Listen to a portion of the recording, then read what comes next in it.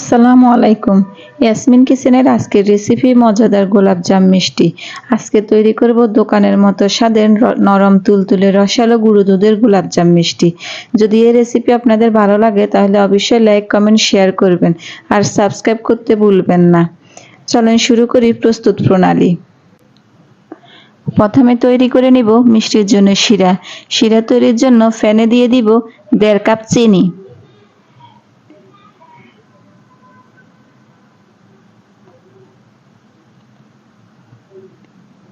দেড় কাপ চিনির জন্য দিয়ে দিব 3 কাপ পানি।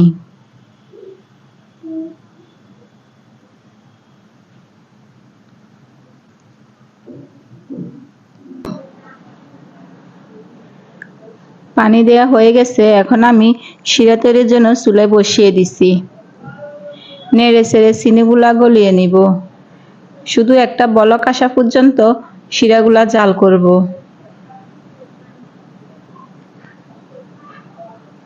শিরায় বলক উঠে গেছে, এখন আরো 2 মিনিট জাল করব।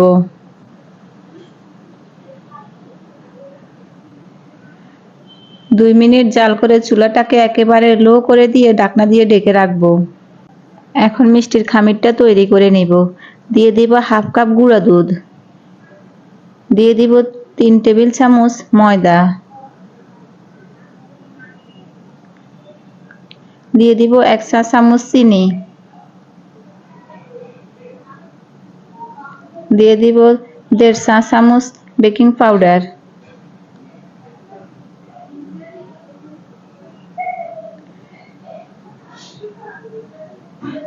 শুকনো উপকরণগুলো ভালো করে মিশিয়ে নিব। শুকনো উপকরণগুলো মিশিয়ে নেওয়া হয়ে গেলে দিয়ে দিব 1 টেবিল চামচ প্লাস 1/2 চা চামচ সয়াবিন তেল।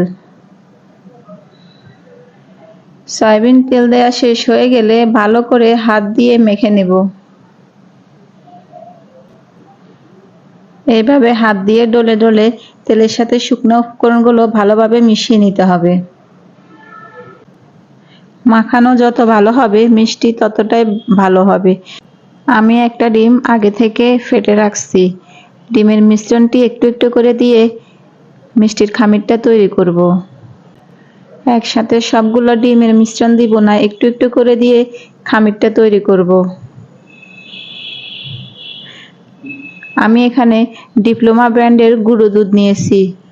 এখানে 50 গ্রামের গুঁড়ো দুধের যে প্যাকেটটি আছে ওইটা একটাই 1/2 কাপ হয়ে যায়। আপনারা চাইলে ডানুও ব্যবহার করতে পারেন, ডানু দিয়েও মিষ্টি ভালো হয়। এরকম আঠালো একটা খামির তৈরি হবে। আমার মিষ্টির খামির তৈরি হয়ে গেছে। আমি 2 মিনিটের জন্য ঢেকে রেখে হাত ধুয়ে আসব। হাত ধুয়ে এসে হাতে সামান্য একটু তেল মেখে নিব।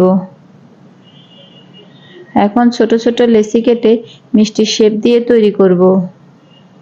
আমি এখানে মিষ্টিগুলো বেশি বড় করব না, বেবি সুইট থেকে সামান্য একটু বড় করব, কারণ এগুলা তেলে ভাজার সময় আরো একটু ফুলবে, শিরায় দেওয়ার পরে আরো দ্বিগুণ ফুলবে। এই জন্য প্রথমে আমি ছোট ছোট করে তৈরি করে নিব। এভাবে সবগুলো মিষ্টি তৈরি করে নিব।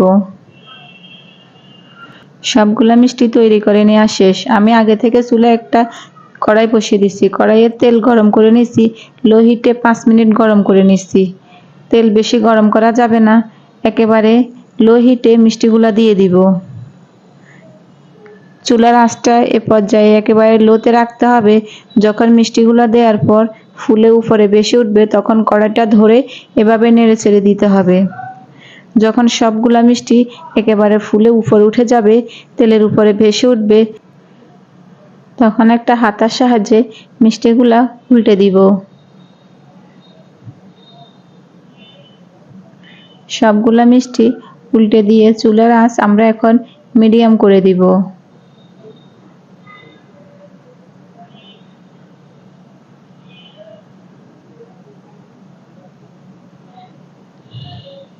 মিডিয়াম আছে যখন মিষ্টিগুলা কালার আসা শুরু করবে তখন আমরা চুলার আঁচটা আবার লোতে করে দিব।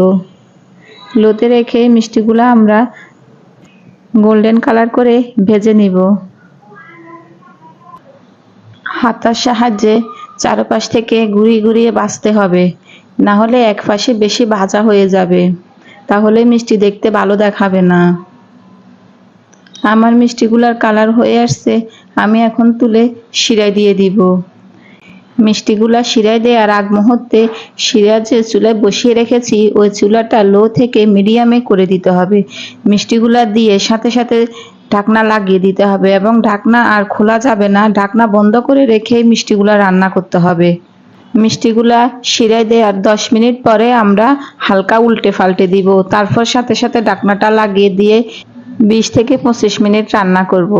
এই সময়ের মধ্যে 5 থেকে 6 মিনিট পর পর দুইবার মিষ্টিগুলা হালকা নেড়ে ছেড়ে দিবেন, যাতে করে শিরা ভালোভাবে ঢুকতে পারে।